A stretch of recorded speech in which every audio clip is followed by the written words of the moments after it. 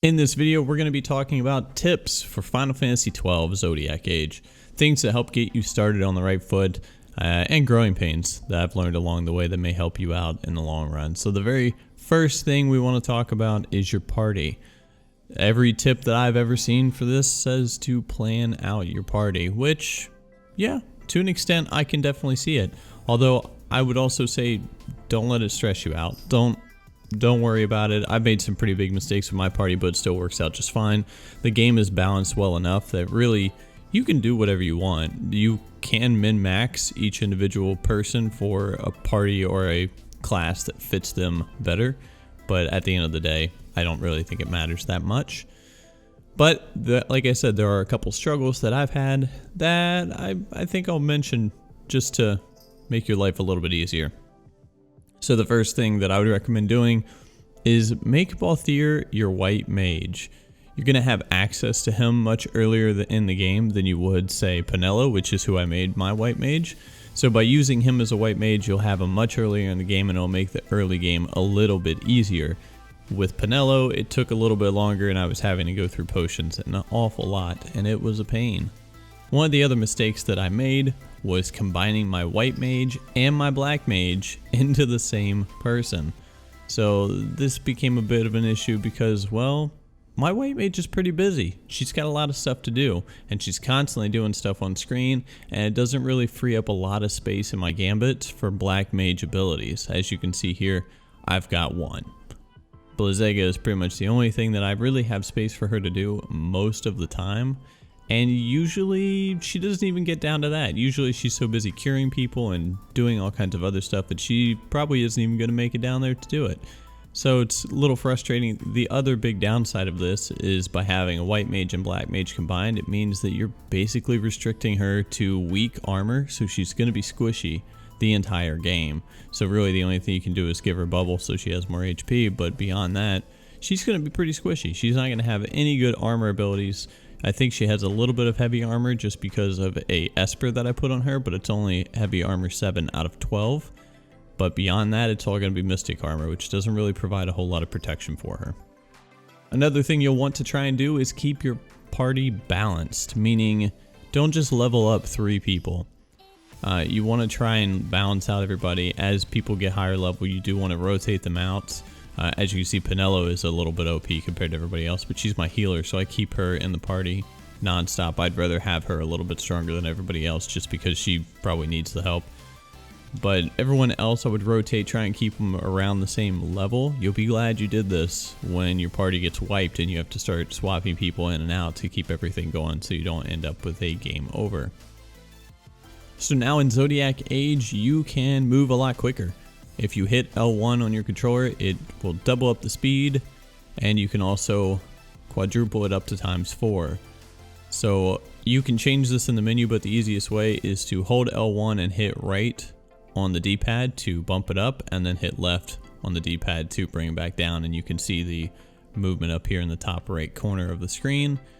So that's the quickest way to do it. ×2 is great, but I prefer to play on ×4. It took a little bit to get used to. It felt a little crazy at first, but after a while, yeah, I don't know that I could ever go back.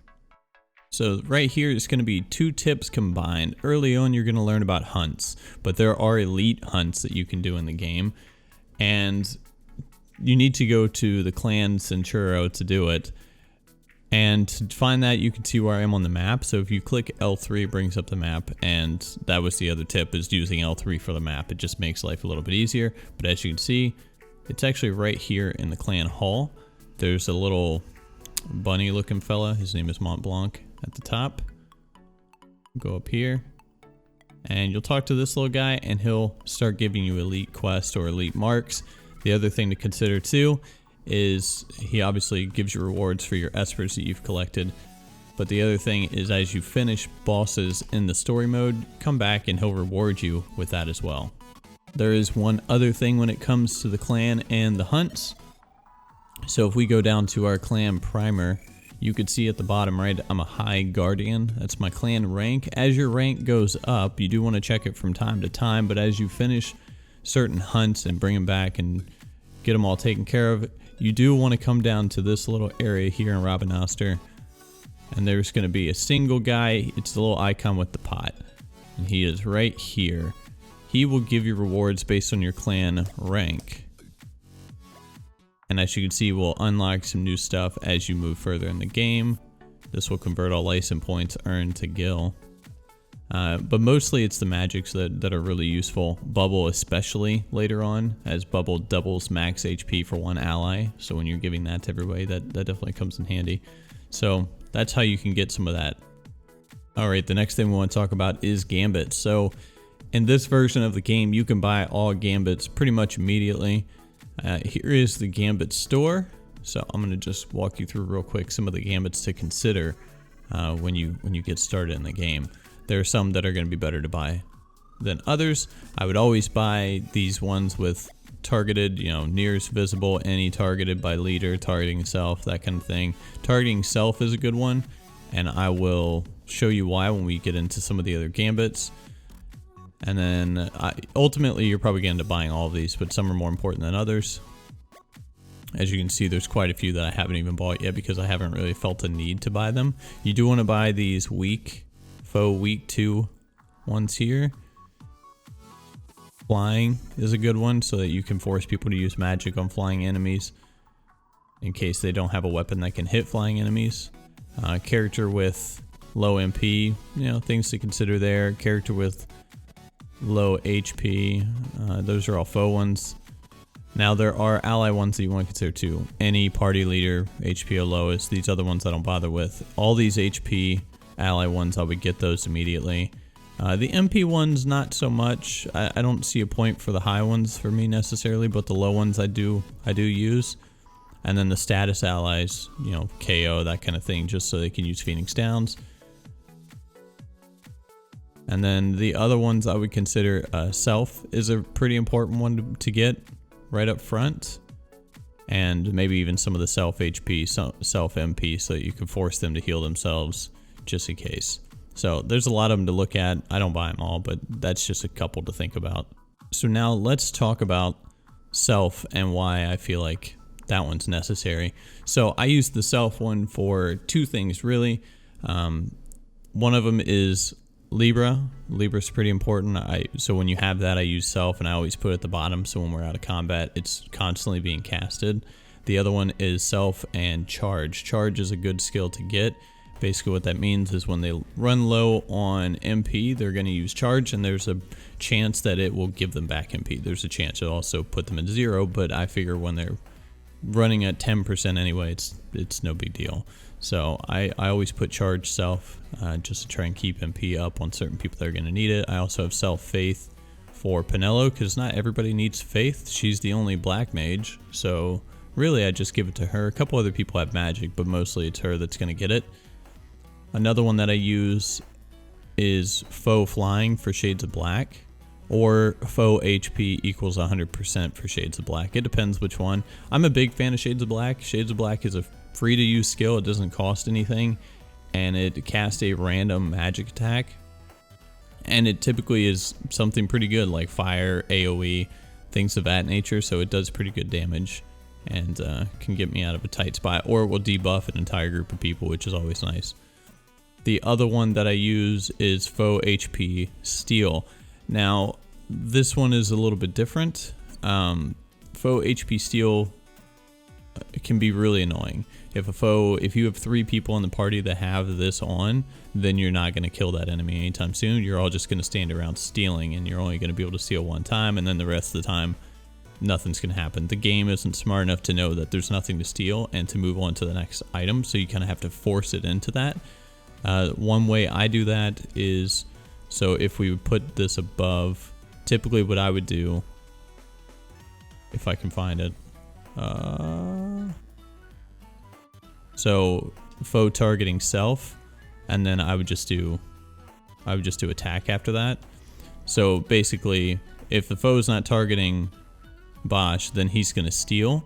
But then when the foe does target him, if he runs off, because there are gonna be times where you're fighting an enemy, another enemy is relatively close by, and your character that has this gambit will literally run away from the party to go steal from that enemy. They'll just abandon everybody and they'll go steal. So what this setup does, it prevents them from just constantly stealing from some other stupid enemy. So they'll run off, they'll get targeted by that enemy because they got too close. That enemy will then attack them, they'll then attack the enemy, and then the steal gambit is now broken because it's not going to be at 100% HP anyway. So then they can go about their business and try and get stuff done. I tend to use Vaughn or Fran when I'm playing as my active person that I'll run around with. I'll have their gambit set up, but that's who I'll take control over. And I'll usually have the other two people in the party doing the steal gambits that we just talked about. And for them, I'll do Shades of Black, either flying enemies, not usually flying. This is a specific scenario. I think I was going through an area like that. But usually I'll do HP 100%. HP 100% enemies use Shades of Black. So basically what's going to happen is they'll likely get off 1 or 2 steals in the area. And then I'll use Shades of Black. And then at some point, Shades of Black is going to do damage. And it's going to take everybody off of this steal, and everyone's going to go back to attacking. Now, if you're in a boss fight or, you know, really hard enemies or something like that, I would recommend just turning this off entirely. Try and manually steal that 1 or 2 times to get what you're looking for, but don't rely on that. Later in the game, you're going to start unlocking Espers, and you can assign Espers to individuals in the licensing board. It does matter who gets what Esper. You know, this is an Esper up here. It does benefit certain characters or certain classes more than others. There is a really awesome document that came out that kind of broke it all down so you could see which classes benefit from which specific Esper the most, and then you can make the decision yourself. I'll put that in the link in the description below so you can check that out. Very beneficial.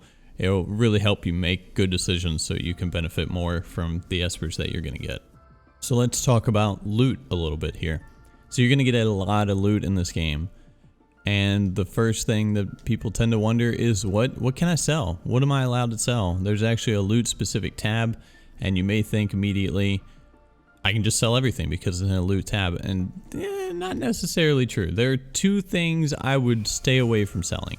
1, teleport stones. These are going to come in handy when you find an orange save crystal. You can use teleport stones to travel to other areas. You're not going to have a lot of them in the beginning of the game, but eventually you will be able to buy them. And Geishel greens, which are for chocobos, I would not sell these either because there are going to be times where you're going to want a chocobo or even need a chocobo, and so those are going to become pretty important. So those 2 things I would not sell. Pinewood chop rather. Obviously I don't have any, so you can't sell it, or I have 3, but you can't sell it anyway. And then everything beneath that, whatever else you pick up, feel free to sell. Nothing else is really necessary to hold on to. So feel free to go through. As you sell things, the bazaar will keep track of them and new things will open up in the bazaar. My recommendation is buy literally everything that opens up in the bazaar. If you can afford it, make sure you buy it. However, if you're setting up a steal gambit early in the game and you're taking advantage of that, you should be able to afford to do pretty much anything because you're going to be stealing a lot of loot. So you should be in pretty good shape. So one thing to look out for when you go into new areas is Cartographer's Guild. They will sell you maps for the area so you have a better understanding of what's in the area and what you may have missed already. The other thing that's great now is that when you go into a new area, it autosaves every single time. Every single time it will autosave, and it makes your life so much easier if you forgot to save because it's not going to set you back a couple hours. There are going to be certain hunts where sometimes you need the map location to change. Like this one is sunny right now and I need it to be cloudy to find a certain hunt. So my recommendation is you just leave the area and come back in, and there's a chance that it will change over like it did here. At some point you will start fighting flying enemies. My recommendation is use magic on them. Shades of Black is great for flying enemies if you set it up for that. Or if you have spears, rods, stabs. I think those are the primary weapons that will do it. Archer and obviously machinist for the gun. Those will also hit flying enemies. And the last thing that I want to talk about is Quickenings. How to use Quickenings, can you chain Quickenings to take advantage of it, concurrences, all those kind of things. So first we need to go find an enemy. I'm going to do it in slow-mo because I'm afraid I'm going to kill it too quick if I don't. And basically you're just going to run in and you're going to go down to Mist and Quickening. Summon is for your Esper, not something I ever use in battle, but you're gonna go to Quickening, and you're gonna want to choose rank 1. So you only have so many mischarges that you can use. So you don't want to use, you know, the third one right out the gate, and then you're stuck and you can't create a nice chain. Really, you want to try and get really good chains. So you're gonna want to create that, and then you want to try and do whatever one is mischarge 1 before the other ones. So in that case, I did that one. So ideally in that scenario, there was a mischarge for Vaughn. I should have done that. So if you ever see a mischarge, you want to do that first, and then you want to go 1, 2, and then 3 if you have to, but ideally you don't want that to be your primary one. Mischarge should always be the first thing. The problem is you only have 4 seconds to work with. So it gets a little frantic at times, and you can miss things because you don't want to spend too much time trying to read the menu options and hitting the buttons. You want to make sure that you can keep a combo going, and then eventually you will have to re-roll, like I do here, R2 to shuffle, which I wasted so much time because I forgot what button it was. And the concurrences are special final moves. So as you are, oh man, getting really unlucky with the mischarges. So as you finish up, it'll determine the final move that you've done. The longer the chain, you know, the better your final move is going to be, which should make sense. This is probably just Inferno, which is the weakest of the selection there. Decided to try it again. Let's do another Quickening here. Oh my gosh, this is taking forever. There we go. See how we do. Alright, and so this time around we ended up with Windburst, so we definitely had a better outing than we did the previous time. Unfortunately, all the final moves look virtually the same. They're all just a giant icon at the top of the screen, then they do some effect, and that's the end of it. Alright, well I think that's everything. Thanks for checking out this video. I hope the tips helped. If you have any other tips that you want to share in the comments, please feel free to do so. Like if you liked the video, dislike if you didn't, and feel free to subscribe so you can keep up with other content coming out in the future. And that's a wrap for this one. I'll catch you guys in the next video.